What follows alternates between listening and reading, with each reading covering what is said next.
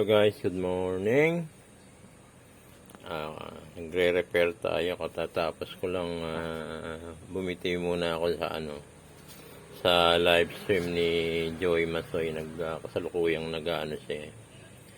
Kasalukuyang nagbubuhat ng bangka at may ginagawa naman ako dito. Magpapasalamat na rin ako sa Joy Master.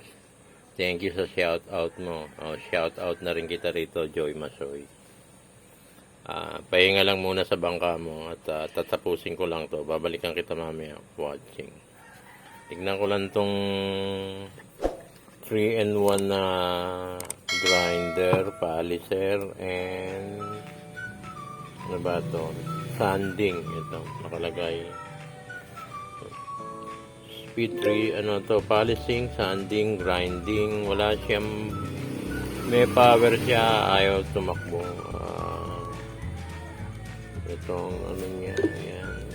Ryobi ang tatak. Ingay na naman ang motor. Ito saksak ko, makikita nyo. Tingnan nyo dito. May power. Tinignan ko yung brush. Okay na. Binuksan ko yung brush na yun. So, okay siya. Hindi ko lang alam bakit walang kaya nakasaksak na, may power siya, ka-power na siya. Pag pinindot ko, patay yan. Tingnan natin ngayon.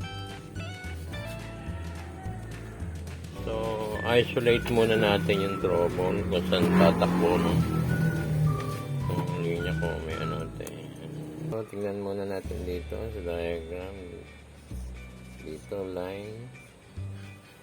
Dating dyan, medyo exya natin, Papasok yan sa switch.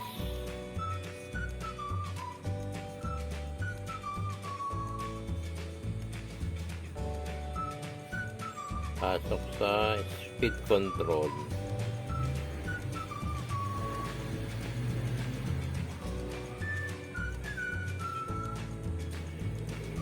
And then dito na sa motor yan.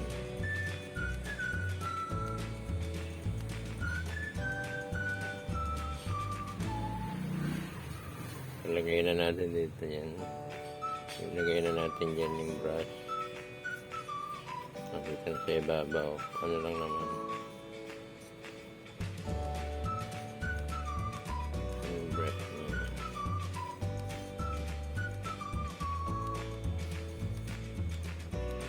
Natin kung dito sa motor. So, ang tinignan ko lang kasi itong itong brush. Okay siya. Wala pa rin. Klaseng ko muna, baka nasa bungad lang. Okay, stay tuned.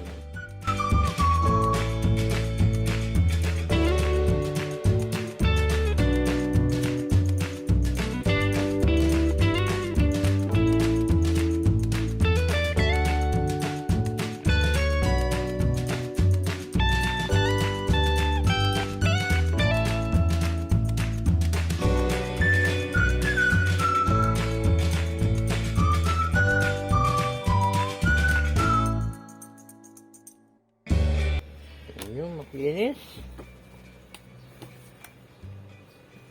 Parang nakashield yung niya. Yung speed control niya. Yung maliit lang siya. So, tingnan muna natin siya.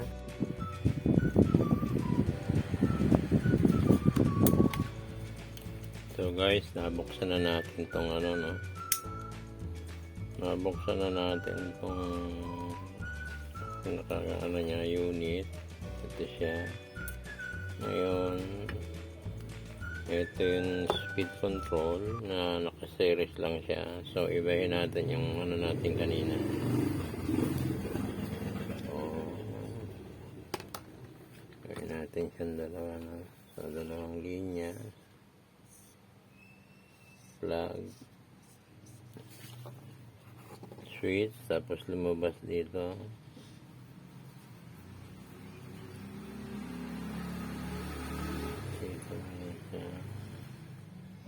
Teka, dito. Tapos yung isa, dumirekta sa dito sa brush niya, sa motor na yan. So, yung speed control niya, naka-series lang dito sa isang, sa ito na yung brush, no? So, tinesting natin to. Walang continuity. Nandito yung continuity niyan dalawa. So, nandito ang sira. Speed control. Papakita ko sa inyo, no? So, imbis na dito tayo magtetest sa sa plug, diretso na natin to. Kasi, kung sa repair, within 5 to 10 minutes, nakita na kagad. Kaya lang, nag-YouTube tayo. Pakita natin sa mga beginners yung mga dapat yung i-shortcut kaagad. So, pag technician ka, siyempre titingnan mo muna yun, bakit walang power. Mag-umpisa ka dito, mag-start ka sa plug kung buo. Tignan mo ito. Eto, sure na buo kasi umilaw to eh. So, jump na tayo dito. Tingnan mo kung sino ang partner sa dalawa ng switch. Kasi magkakandak ng yan eh. So, kadamihan dito. Nandito yung linya. Kaya lang, makikita mo yung linya dito sa dalawang gilid. Kita mo. Ito. Sige, bababa ko ng konti. Yan. Etong linya niya, yan yung galing sa plug, nasa gilid. So, possible, ito yung kapartner sa kabila. Tingnan natin siya, para may proof.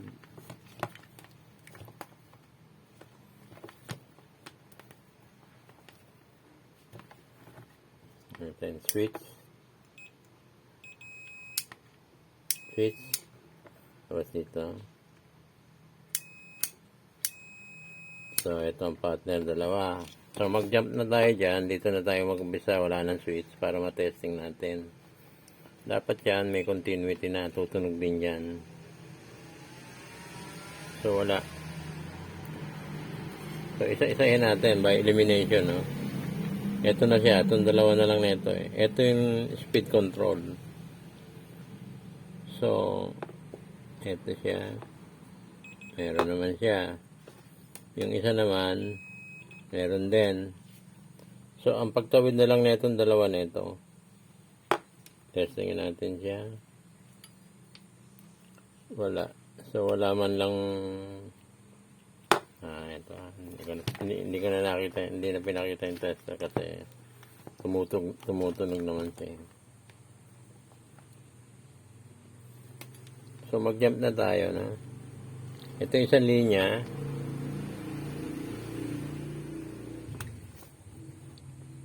Ito yung pangalawang linya. So, wala. Dahil ito, ang tansya ko may sira, dito tayo sa tinakbuhan ng linya niya, yung out niya. O, ayun. Ibig sabihin, nandun ang niya. Nandito ang sira. May continuity na siya. So, buo yung magmula sa brush hanggang sa motor. Lagi kong, pag nagbukas ako, lagi kong inaano yung tinakbo ng niya, yung sa brush niya hanggang dito.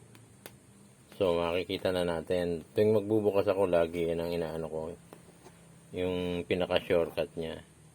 So, eto ang pag dinirekta natin to, kasi possible na i-direkta ko muna ngayon kasi wala naman ako mabibili nito kasi to eh.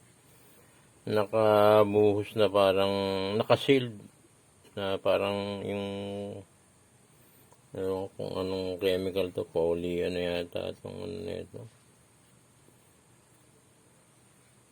Yung parang epoxy, naka-sealed siya, wala nang So, possible na re-remove natin to, naka-series lang naman eh. Tapos, hininangan siya dito. Sa gilid. So, tanggalin natin siya. Ayan.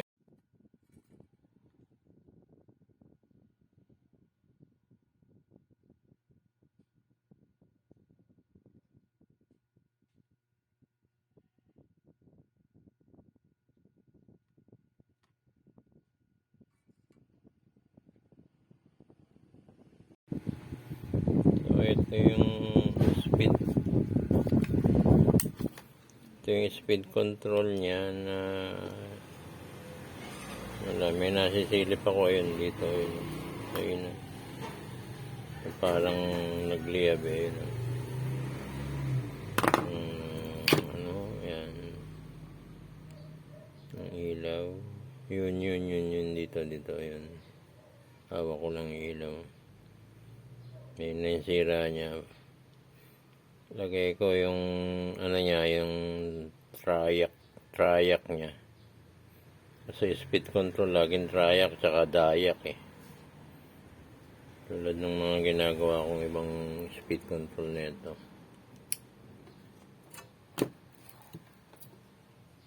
So, re-recta na lang natin muna ito. Titingnan natin kung mag-ano siya. Kasi tingnan muna natin siya. Sample lang naman, tsaka natin ayusin.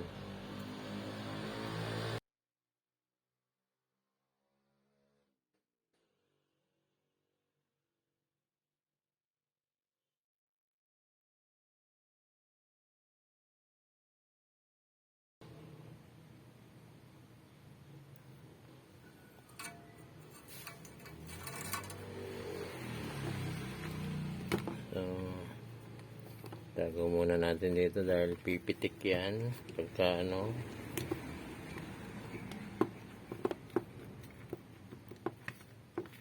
Muna natin dito temporary.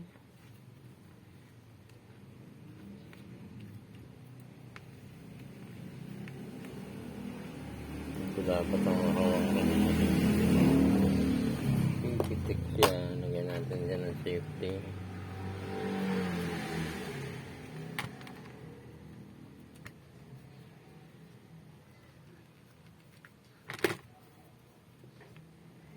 Okay.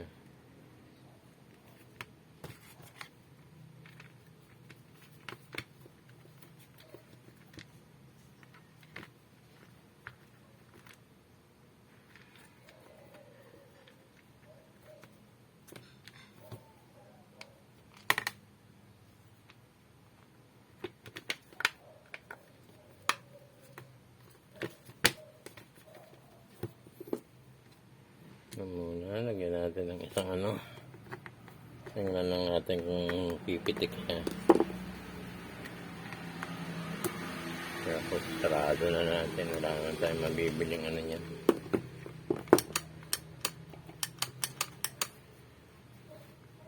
Go. Go.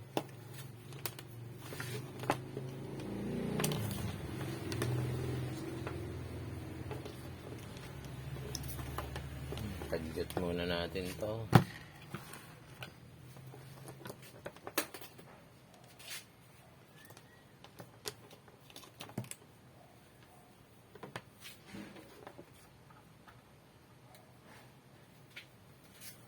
Ito, hawakan natin to kasi pipitik to eh. 1, 2, 3. Yun, okay.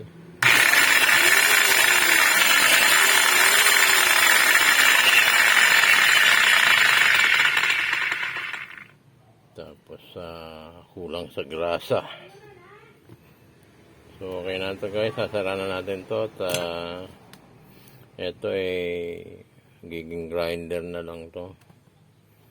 Kasi ito hindi ko alam kung saan kukuha pa na ito. Either na gagawa ako magmamodified ng madami namang pwede namang gumawa ng speed control. Ang problema paano mo ikakama dito. So, kailangan din siya. Nakalabas din siya sa ano yan. Sakto rin siya. Or, ilalabas mo siya. Doon mo siya lalagay sa plug ng ano. Sa plug at saka din mo na doon ka na mag ng speed control. Saksak mo dito na. Okay guys, thank you for watching. So, subscribe na lang uli and more videos to come tayo. Subaybayan nyo lang yung mga darating pang mga i-upload ko na puro power tools. Okay, thank you.